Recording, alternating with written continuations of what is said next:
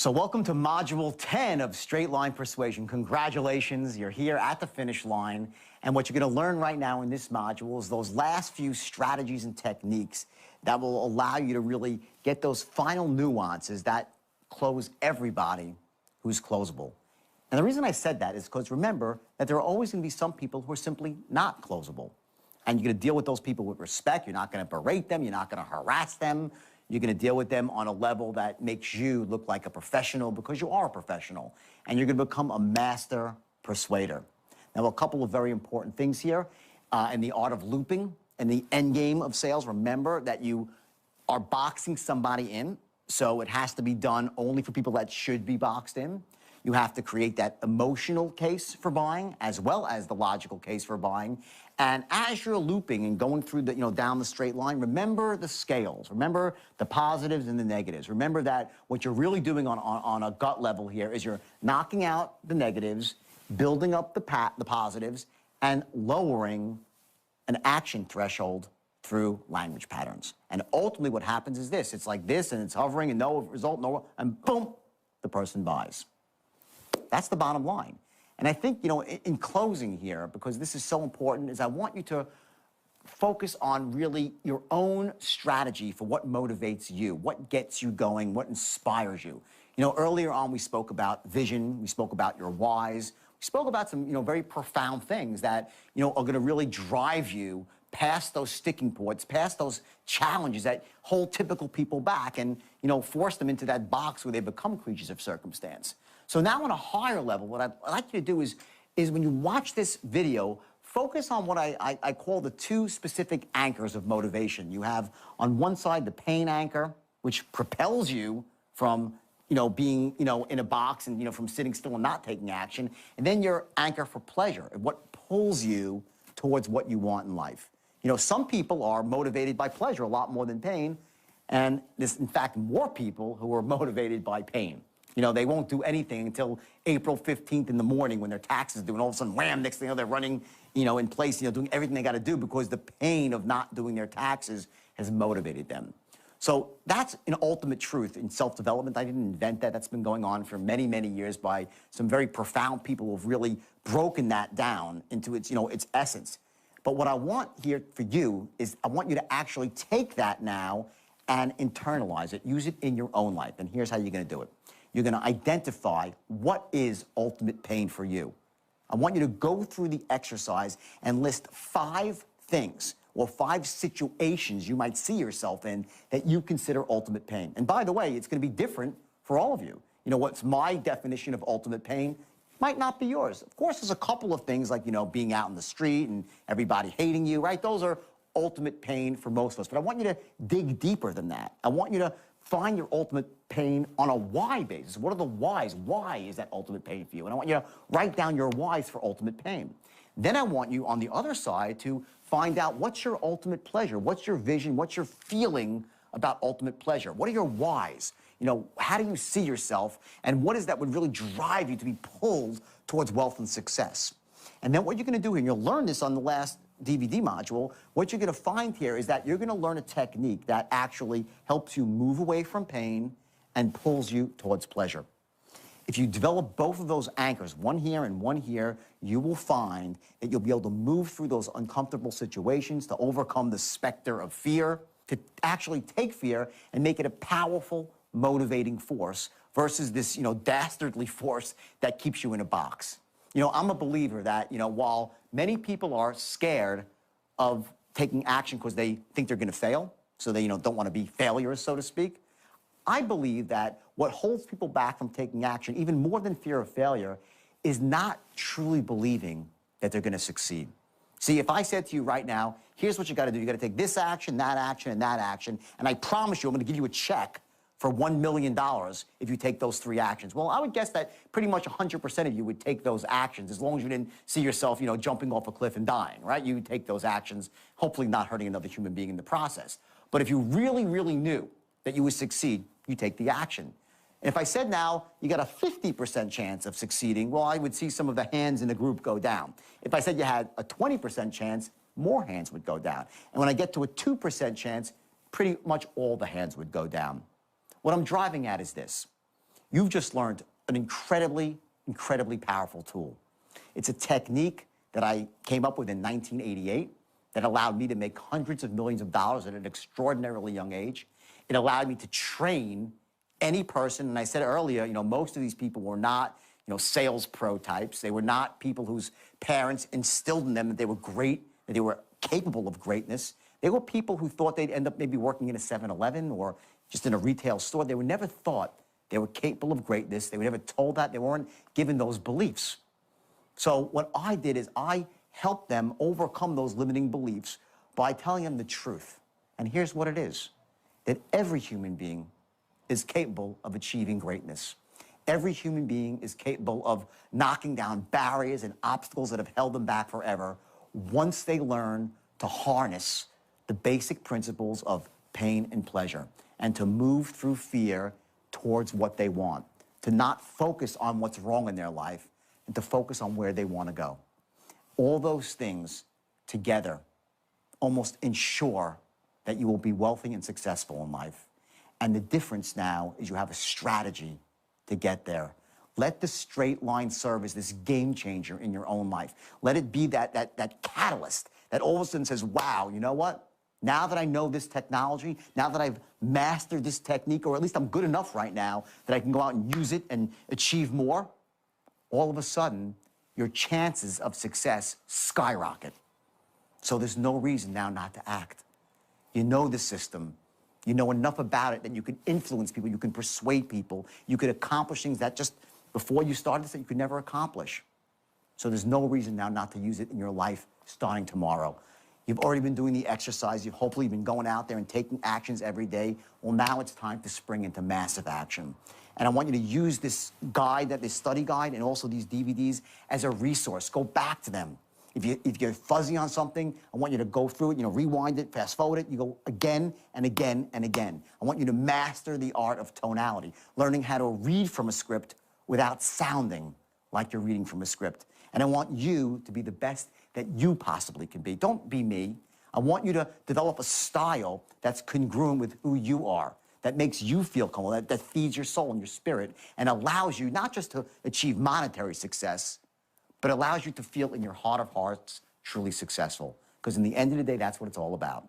It's about you feeling that you're really alive and not just, sort of going through the motions of life and just, living at a low level. I want you, for your sake, to live life at the highest level. It's taken me an awful long time to figure that out. I'm 47 years old, and I wish someone would have told me this when I was 25 years old. It would have saved me a lot of heartache and a lot of time, especially 22 months in jail. So I want to thank you for going through this DVD collection here and really embracing this technology. And I want you just to go for it, knowing that with this skill, your chances of success are all but assured. And by the way, I've also included in this program the audio of the video, so you can actually listen to it, whether it's on your iPod or you're driving in your car. And that's very important because those are the times you can actually leverage what you're doing and make it not just a driving experience, but also a learning experience. So as you're going through this last module, I want you to really, really amp it up a bit. Give it that last 1% you might have been holding back, and I want you to internalize every last ounce of this, knowing that you're going to get the result you're looking for.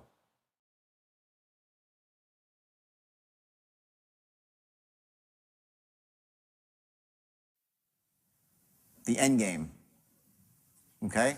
This is your box, okay? Money aside, which you would never say, right? Does the idea make sense? If I'd been your advisor, which is talking about trusting you, right? As far as my company goes, your company's honest and ethical, and there you go. Boxed in. Tonal attitude towards stalls. Number one, tell me you have no money and I'll respect you. What does that really mean? It means I get that. Someone says I have no money, I totally got that. I respect that. Tell me you don't like the product and I'll respectfully argue with you. Meaning, I will convince you that you're wrong. I will influence you through my patterns and through bullet points and through information, logic, not emotion, logic here, that my product is the best thing since sliced bread. I'm okay if you say to me, I don't like your product. I accept that. Because I respect the guy that comes and says, no, I'm looking at your product and, wow, okay, well, here you go. I didn't do my job. Let me tell you more. I respect that person that says that. Tell me you don't trust me or my company, and I'll educate you. Beautiful. All logical and great. This is good stuff, right? They say that stuff, they're being honest. But don't tell me you simply need to think about it, or talk to your wife or your accountant, Santa Claus, to the tooth fairy. This I don't respect. So how you handle these objections, someone came out you and just said, listen, I'm not really sure your product's all that good or something. Don't say, well, what do you mean? I mean, I get it. Let me say this. The true beauty of my product is, well, you haven't found out yet. The idea there is you're entering them and saying, listen, you're smart. I'm not like you fool. You don't like my product. No, no, no. Very smart. I think the problem is you just didn't know this one fact. Let me tell you. Let me educate you about my product. Don't trust my company? Let me tell you a little more about my company. Let me tell you about the chairman of my company. Let me tell you about how generous he is, how altruistic he is, so on and so forth. Don't just tell me I need to think about it. Think about what? To stall. That's your stall. Let's go next. Handling objections. Okay. The art of deflection, we've been talking about it all afternoon. All it means, it doesn't mean you're going to evade, you just deflect. Here are your common objections. And you're going to laugh when you see these. We love these. These are the ones. Here they come. Here they come. I can't afford it. Death in the family. I need to check with my accountant. Bad timing. The product is evil. I want to check it out. I've been burned before. I don't think. I need to think. I have a learning disability. My wife will kill me. I'm too depressed. I want to see it first in action. I need to do more research. Common objections, right? 90% of these are just stalls. They're just crap. All it is the scales haven't been tipped yet. That's what it is. When the scales tip, they vanish. When you create an airtight logical case, an airtight emotional case, to buy now, you've cracked through his limiting buying beliefs, and he's whizzing around in his brain saying, John, I want to buy, I know I should buy. And then you come with one smooth close. Believe me, if you do half as well, that's what's called the pennyweight that you finally put on the edge of the scale. It's the last line, it's that last boom. All it takes is like a microgram. If you do even half as well as the rest of the people who've gone through this program, believe me, you're going to be very, very impressed. Fair enough? All right. And they buy. This is the way it works. Most of those are crap. You'll find out if they're real, if they're sticking to them. Remember? Okay? And here's the ticket, by the way. I want you to know this. Don't think, I say the straight line's powerful. It's all the things I say it is. But in spite of that, you can't close everybody. And you shouldn't close everybody. Your goal is to close everybody who's closable. And then take those people and turn them into customers for life. That's your goal. So how do you do that? Well, I'm going to give you a couple of ways here that are really powerful. First is never duck a phone call. Salesmen do this all the time. It is the worst thing you can ever do. You kill the relationship with one ducked call. Bad news, you give it to them. They'll forgive you. You make a bad move in marketing, if you act quickly, they'll forgive you. Make a bad move in operations, they'll forgive you. Act quickly. You let it fester, you're done. They'll do business with anybody but you. if you duck one phone call. I've had people that I've been doing business for years, they duck one call, I'm done. Unless I need them. But if I don't need them, if I have a choice to do business with someone else, I'll do business with someone else. It's the worst thing you can do. Don't duck calls. And it also pisses your boss off, by the way, because he gets the call on compliance and creates complaints and so on and so forth. Send them to your competitor. If you really can't help your client, you'll say, send them to my competitor. Yes. Tell them where they can get the product that they need. You do that, you have a customer for life. Next time, first of all, rave about you to all their friends. And next time they need anything even remotely similar, they'll call you saying, well, if he doesn't know, he'll tell me where to go get it. Amazing strategy. And it also makes you feel good about yourself. This is good. It's good for you. Remember their family. Find out who they are after you've closed them. Don't go into the whole game to be their best friend before you've closed them. Time is money. But once they're your customer, get some basic facts. How do you do that? As you're closing this, as you're filling out the application, as you're whatever, quickly find out what their birthday is, if they have kids, what some of their interests are. We'll get into that in a second. Use gifts correctly. Now, more often than not, this is for a higher ticket of sale. Like if you're actually selling something to it's a big account or something, right? Occasionally at the low level it can work too, but using gifts correctly, what that means is if you're out there giving out like concert tickets to people or hockey tickets or baseball tickets, you better be sure that the person you're giving to likes baseball. I've had more companies offer me tickets to baseball games. I hate baseball. Stupid part on the salesman. Now offer me tickets to a Rolling Stones concert, you got a customer for life.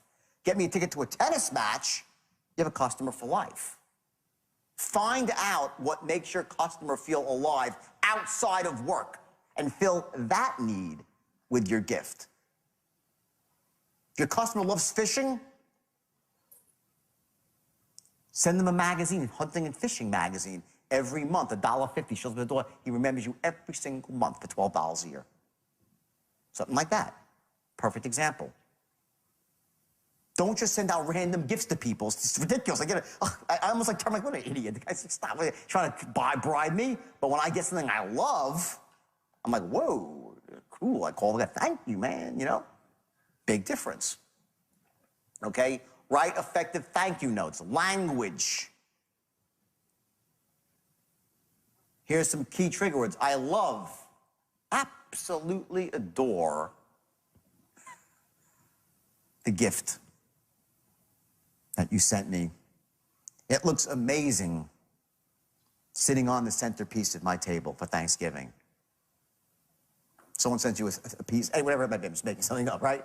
Don't just say, thanks for the gift, it was really great. Be well. Sincerely, Jordan. Get personal. I loved it. I adored it. It was gorgeous. My family, people were commenting on it. That's how you write effective thank you notes. Okay? And when someone gets that, they're moved emotionally. Last thing is every once in a while you get into a situation where you can give a really, really special gift to a big client and you got to go, like, jump through hoops for it.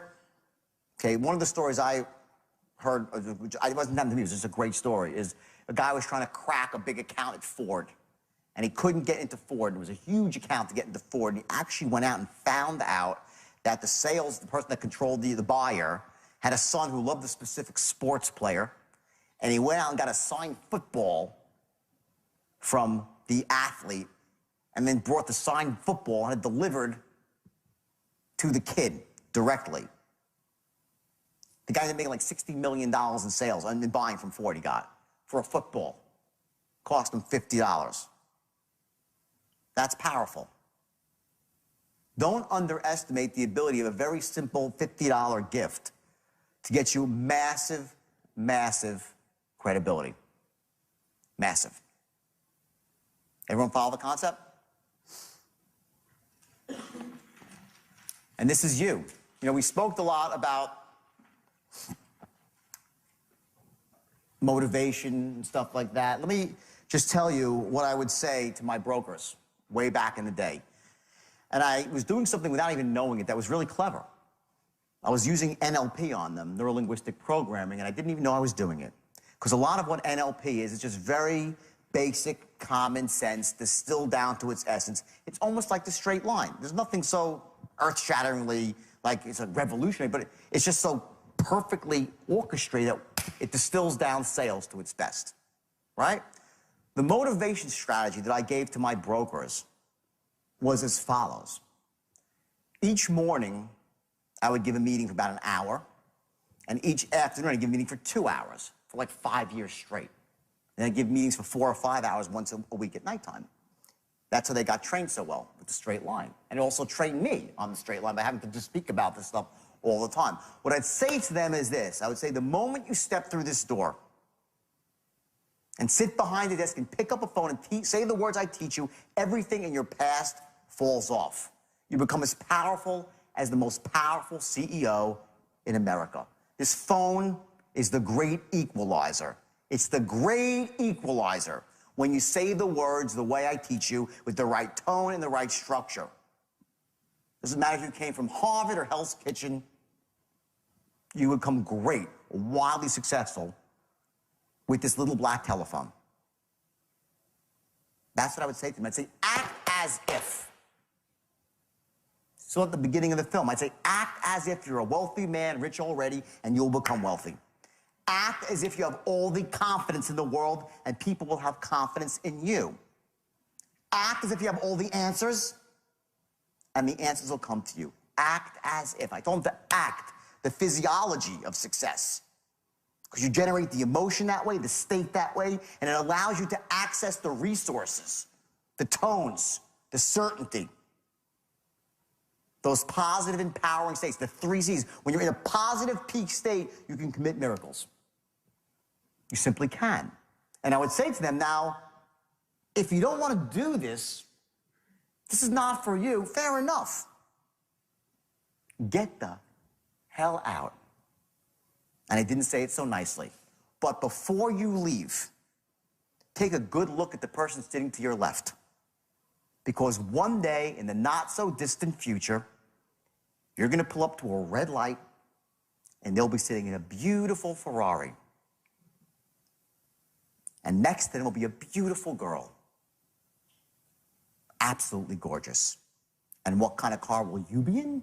A beat-up piece of shit Pinto with some ugly woman who's bitch-slapping you when she's in a bad mood. And it gets worse from there. Because after you go take that job at McDonald's, and if they're not hiring, you can go to Burger King, because that's where you're going if you leave this room. When you're done flipping burgers there and you're 65 years old, trying to live on a pension, which will be worthless, and Social Security, which will be bankrupt, and you're in that nursing home being fed soup through a straw by someone named Polly who bitch slaps you when she's in a bad mood, changes your diapers only when she wants to, that's your life if you leave this room. And I would look at these kids and be like, I would see faces of like young kids like, oh my God. They'd be paralyzed with fear. I'm saying this for a reason. Saying it for a reason. Much of what I said was not true.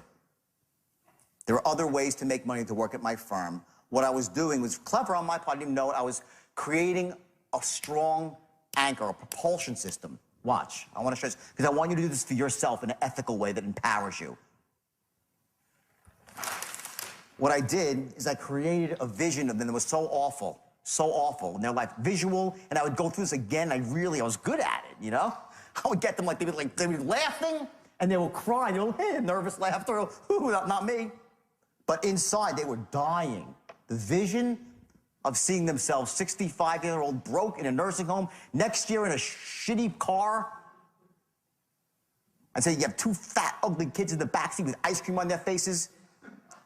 Groceries from the Price Club in the backseat. You don't even know what your life's going to be like. And I watched it melt and wilt in the seats, right? What I was doing, and I didn't know what I was doing, it just sounded good to me at the time, right? I was creating what's called a propulsion system. This is pain. I was giving them something to move away from. If you don't roll up your sleeves and go to work, that's what you're gonna face. And they're like, so they work. I motivated them by pain. At the same time, I would say, but if you do what I say, and you follow the system, this proven system, the step-by-step system that will allow you to soar and become massively wealthy, you're gonna have the life. The house you want, the car you want, tons of money to help your parents retire your parents, take care of those you love, donate money to your church, to your community, the best of everything, travel the world. That's the life, and live your life at the highest level and be one of those rare people in the world that takes what they want. And they go, yeah, and now again, that's not quite true. Great visual, but some of that's not really true. It's not quite ethical. It's a little bit off kilter. My motives weren't pure. But what can we learn from that is this. That is called gravitational pull to pleasure. So every single day, I push them away from pain and pull them towards pleasure. That's called a motivation strategy. Everybody is motivated differently. Some people move away from pain. You tell them how bad it's going to be if they don't take action, and they act. Other people couldn't care. They don't care about that. How bad doesn't motivate them. Those people move towards pleasure. Tell them how wonderful it will be if they'll paint the picture here, and they'll move towards it. They get pulled towards pleasure. Pushed away from pain, propulsion, pulled towards pleasure. Most human beings have a bit of both. And there's no right or wrong, it's just how we are. I, surprisingly, move away from pain. I also get pulled towards pleasure, but I move away from pain really, really well.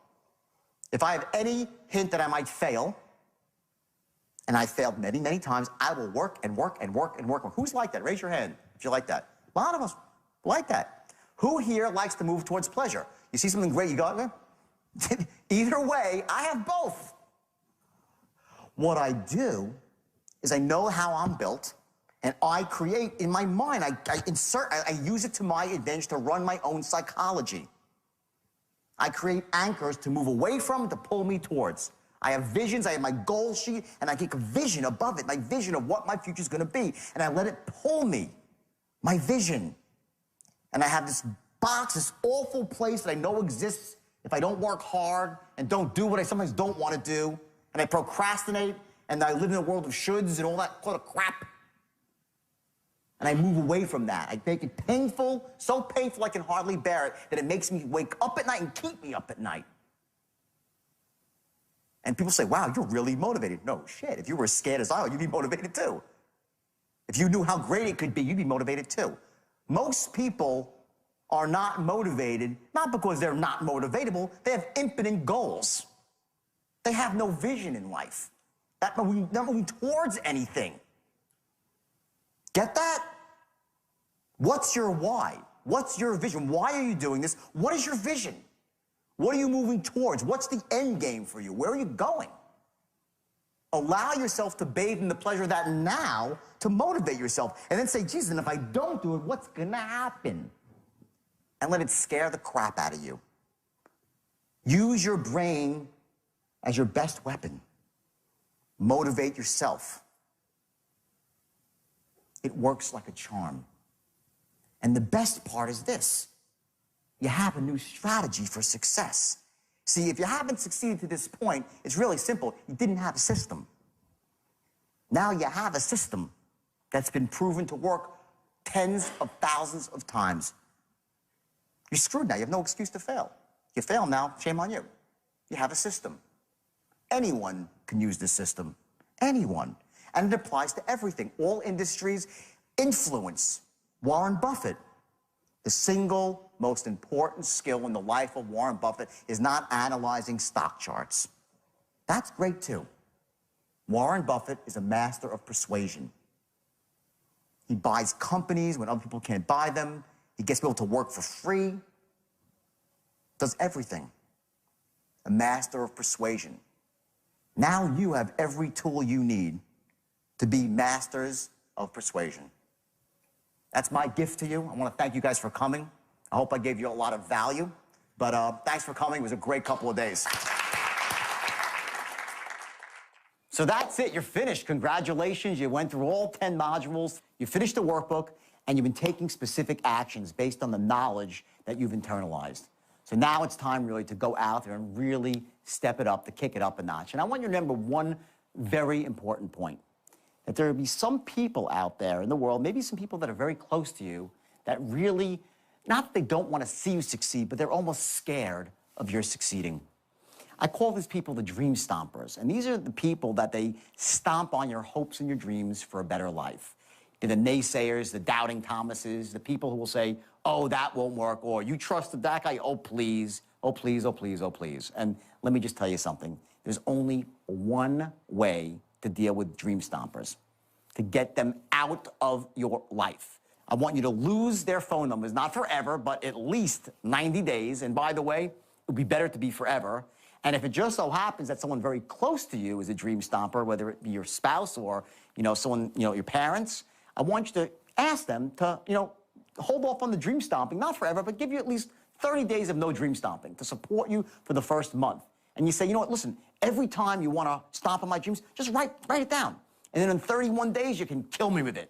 But at least let them give you 30 days here, because what's going to happen is this. I spoke earlier about the snowball effect. You put one piece of the puzzle into place and another piece of the puzzle into place, and all of a sudden one builds on the other, and you get that downward momentum rolling down the hill like the snowball, and it just explodes.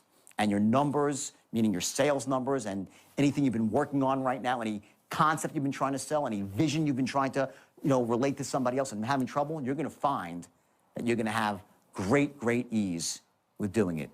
So the most important thing right now is that you continue to grow and to use this technique, this technology, to actually take yourself to a level in sales and persuasion, whatever your business might be, to a whole different level, to allow yourself to achieve and to accomplish things that you never thought you were capable of.